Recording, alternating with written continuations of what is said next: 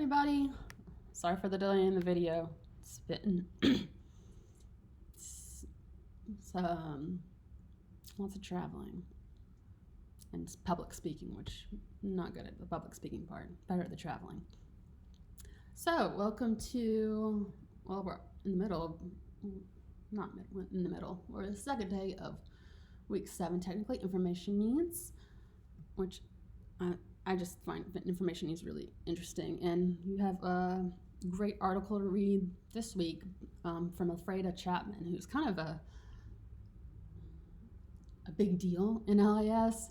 She has done a lot of work that has really trickled down to a lot of the research that we're seeing today. And it was pretty revolutionary when it first came out, because she was looking at the information needs of people, prisoners, in the article you read, the world of outsiders, just generally people who nobody had ever really investigated, like what do they need, how do they seek information, what processes do they go through. And so it really helped shined a light on marginalized communities, and I am a great admirer of her work and try to incorporate it into my own research right now. But what else have we got going on? Sorry, I just chugged an iced latte and apparently threw it.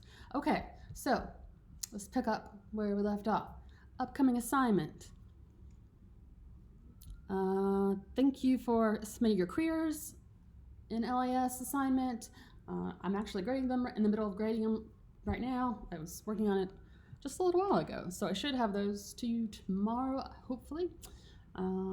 Yeah, just like with the critical thinking in the Buckland article, you all did really well. I was really impressed. Lots of information, detail, and which I never mind at all. I still, I've got to play around with this critical thinking in the Buckland article. I don't know, how did you feel about the Buckland article?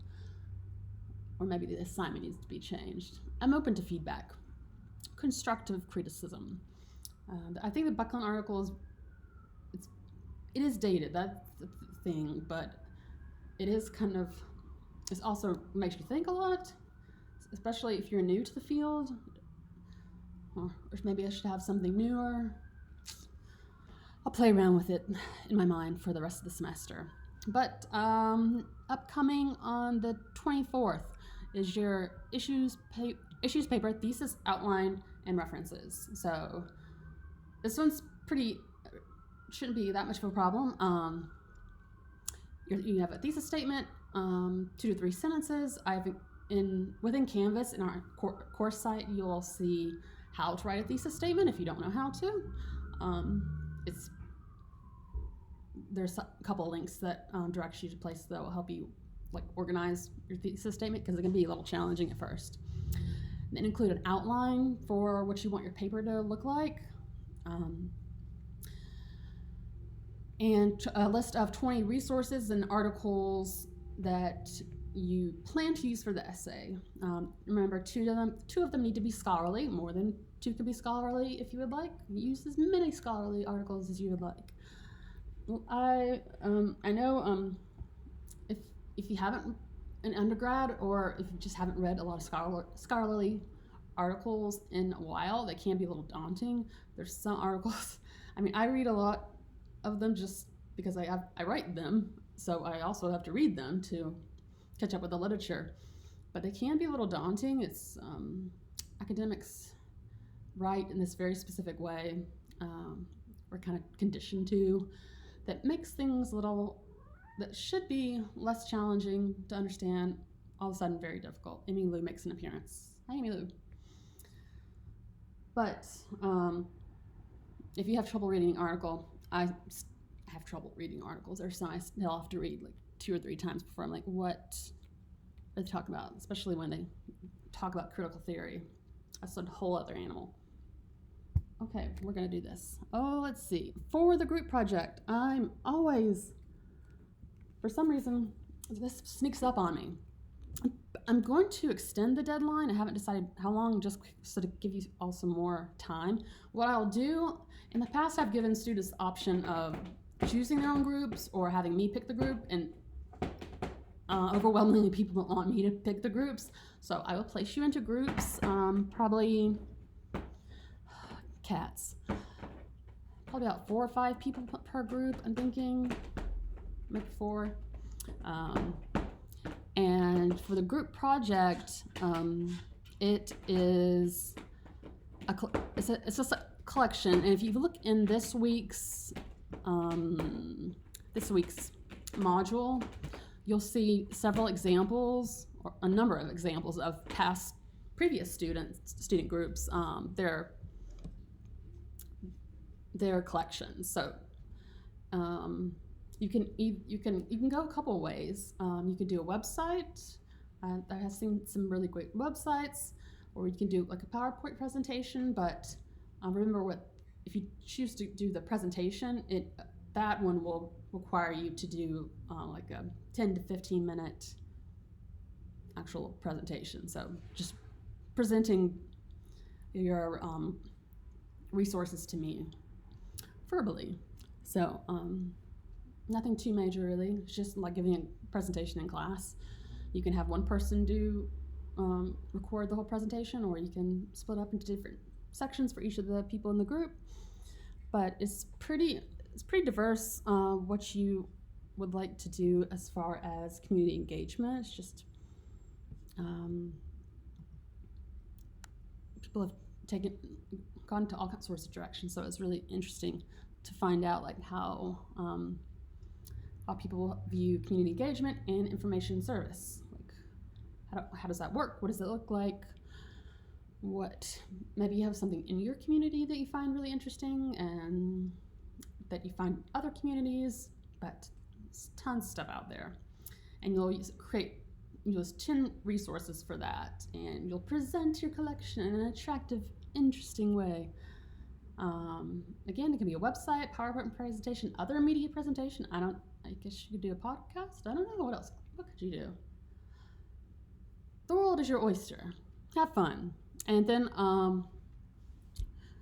I will upload, once all of them are submitted, I will put them on a Canvas discussion board, and so the rest of the class can see and view your impressive work. So November 3rd is sneaking up on us, so I'm going to give you some more time, because that is always that project. I've taught this class so many times. You would think I would be aware, like falls around this time, but no, never does. Let's see, what else to talk about. I wanted to go over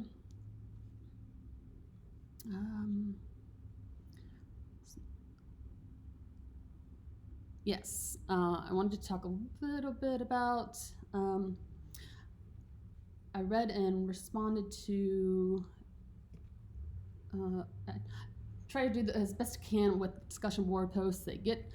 Sometimes it gets a little time consuming, so I try to respond, or at least I do read all your discussion board posts, just can't always respond to them. I did, let me pull up. You can tell that we're getting close to changing of the time, because my apartment is darker, and that brings sadness to me. Okay, so I really like this discussion question because I think about it often as a LAS instructor, as someone who went through a doctoral program that trained me to be a researcher and also to teach future librarians, archivists, information professionals. And I do have some critiques of the MLIS and the way it's, again, gatekeeps a lot of people from pursuing it. And a lot of you could see both sides of the argument, or definitely acknowledged kind of what the main argument I have about it was, that it prevents a lot of more marginalized communities, people who can't afford, honestly, to get a graduate degree. And the fact that generally speaking, the pay for being a professional librarian or some kind of information professional, the pay is just not enough to justify, thanks, Emilu, to justify the debt you may go into for the master's degree. So I picked a couple to shout out, and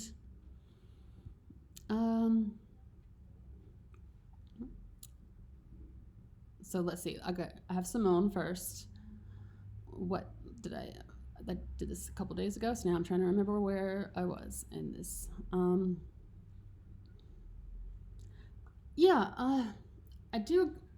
I do think a master's program is valuable. I agree with updating their curriculum to include new themes that come up in the field, like diversity, equity, and inclusion. Right now, I'm trying to get a course together about critical librarianship, which is pretty topical right now. It has been for several years, but we just don't have a course that talks only about critical librarianship. I talk about it in every course I teach because I think it's important, but we need a course so you all can critically analyze the profession you're going into. Yes, there is a risk that new graduates will fail to develop soft skills like communication skills and interpersonal awareness, empathy, and customer service skills. Yes, the soft skills are so important. Empathy, compassion, communicating, it all, that's what I learned when I was a page, even, not even working with the public as much as I did eventually as a library assistant or a librarian. But customer service has got to be pretty good. And along with developing those skill sets, you also run into things like emotional labor, compassion fatigue, burnout. So you have to learn to balance, which is very hard, or I found it to be hard, balance being empathetic, compassionate, and serving the public, or serving whoever your audience is or your users are, while still maintaining your sanity. can be challenging.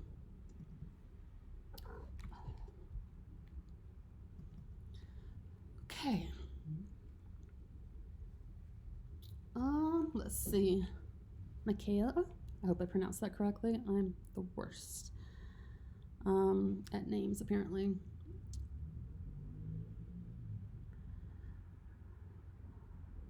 There are some certifications that are required depending on if you go more specialized, especially if you go into academic library positions. You don't have to get a PhD, but usually if you specialize, like in I'm trying to think of a random like anthropology, they usually want you ideally to have a master's in anthropology or even a PhD, having that upper level education.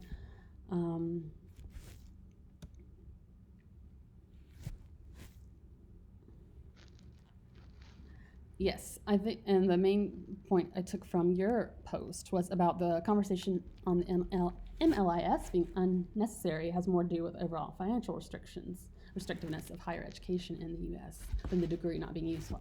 Yes, that's my main issue. Or I think a lot of people's issue is just how expensive it is, and which impacts diversity and just I think causes undue stress to students, and ideally it would be nice that LAS schools, it's not just LAS schools, it's higher education in general, demanding more and more of our money. Let's see. And Anna, let's see.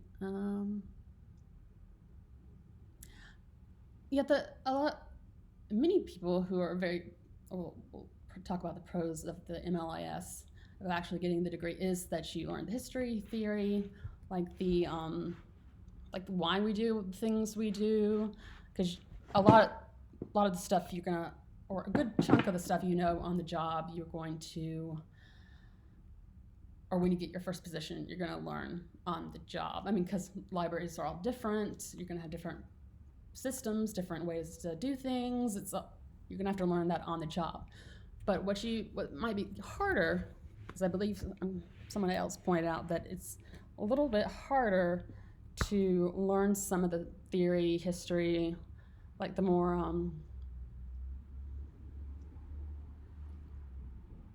not intellectuals. I don't know. That sounds stupid. The broader sense of LIS. It's hard to find time to do that when you're like a public librarian and you're doing all the things, or academic librarian and teaching and doing collection development, or working the front desk. So, yeah, and I think I did respond about the online learning, moving to online learning. I did my MLS program as a hybrid, but I did most of mine in person. And it was at FSU, and I did take a couple of online courses, but at FSU, they're asynchronous. So you actually meet at a set time on a date every week. So you have a 2-hour course where, I mean, you're still online, but it's a little bit more engaging. I usually teach an in-person course, this foundation course, on campus here at UWM, but right now I'm teaching it online. I don't think it's going to reverse anytime soon. People find it very convenient to do this, do online learning, and I'm sure it'll change in many ways within the next 25 years. I would hope it'll look different.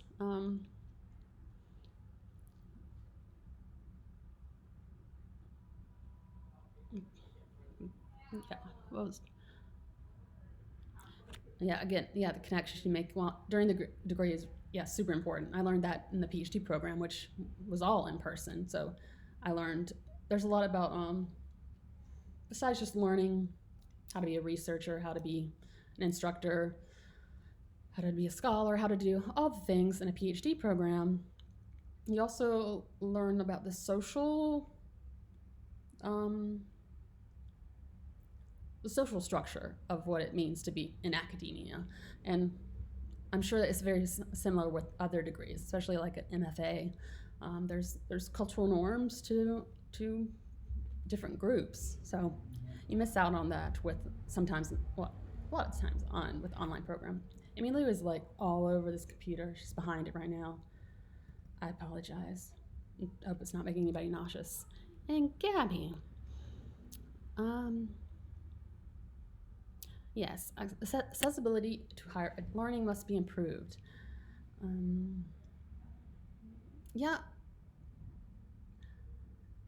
The academic structure of higher education does lock out individuals that, particularly, I mean, thinking about not just those who maybe can't afford it, can't fit the time because they're working 3 jobs or 2 jobs or whatever, but there's a lot of people who, just the structure of college is not made for them. Maybe they're neurodiverse in a way that it just doesn't make sense to them. So there's a lot to it, the very academic structure. And academia you've all probably been students for a good while, so you know what academia is like. I could go on a rant about it, but I will not. I honestly I did not see the Forbes considered the MLS to be the worst master's degree in 2012, which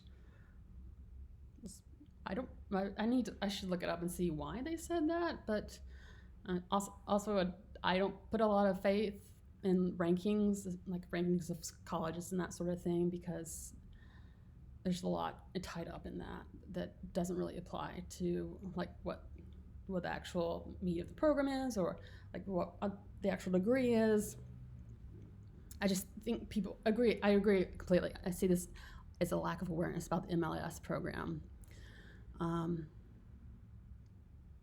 yeah, so many people don't know that you need a degree, you need a master's degree to become a librarian or quote unquote librarian. They don't understand what we do. I'm sure if you work at a library, you probably encounter people like, oh, the library's still relevant. All you do is read books all day. Oh, I wish I had time to do crafts, and without knowing that all this is work. You don't sit around and read books. And my experience with children programming is intense to develop programming, especially summer reading programming. Oh my gosh, hats off to anybody. I did it for several years, but if you are ever involved in that, good for you. Because I keep up with friends on Instagram and just in general during summer reading, and it just seems like not chaos, like controlled chaos. It's just a lot going on at one time. I used to do summer reading, but for teens, which is a little bit more, a little laid back, but yeah, it's a lot. Let's see, how many? 21 minutes. Okay. Is there anything else? I really appreciate you guys do such great jobs on these discussions. I wish I could. I need to figure out more discussions where it's like not controversial things, just stuff that makes people think. Because I think like debating the MLIS is a really cool thing, an interesting thing to read about. And later on, let's see, we'll something coming up. Yeah, week 11 we talk about critical librarianship, which should be a good discussion. You also had a good discussion on the librarian stereotype, gender diversity and inclusion. I hope you all enjoyed that reading, or at least got something out of the chapter 4. That's women's work, pink collar profession, gender, and the librarian stereotype. The whole book is pretty good if you just want to read a couple chapters of it, but I would recommend. It sheds a lot of light on the interesting dynamics that people, or the interesting ways in which people see librarians and the role it fills in society. Okay, so what else? Anything else? Almost done with your careers assignment. No problems there. Good job. Issue papers, the thesis outline and references coming up. I also have some, let's see, APA and writing help is available on our site. If you just scroll down, it's right below helpful resources for the course. So that talks about how to write an outline.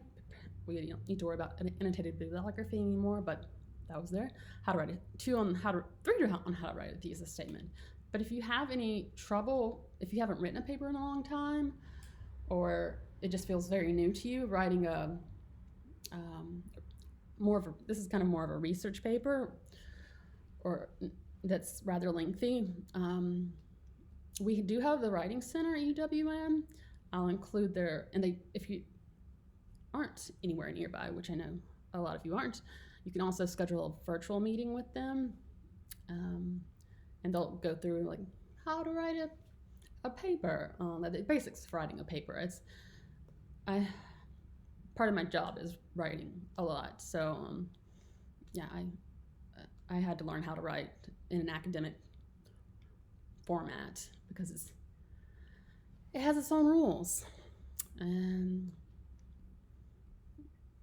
guidelines and everything that gets a little frustrating. But so again, if you have any problems, let me know. I am around. I'm not going anywhere for a while. I will create their groups tonight, and I'll post the link to the Writing Center. I just got to remember myself what else. There was one article I was going to share with you all that I shared with my collection development management course. Not censorship, but selection. I'll share that. It's interesting. Came out in 1953. but still very relevant. A colleague at University of Illinois down in Champaign-Urbana shared it, and I was like, huh, yeah, this is actually happening right now. The only thing I found annoying about it, well, not annoying, it's just, again, it was not written in 1953, so the author uses the pronouns he for whenever he talks about a librarian, which I don't, for some reason that struck me right off the bat. I'm just like, okay, okay, he, but it's a good article. You don't have to read it.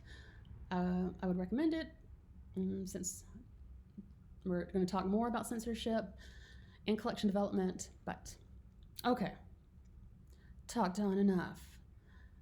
Now Amy Lou is quiet. If you have a cat, you probably understand what's happening right now. I can't control her. She does what she wants. If you have a dog, maybe, I don't know. Maybe dogs seem to be better trained. Hopefully, I don't know. Guinea pigs, rabbits. Anyway, thank you so much for watching this video, and I will get all the things done.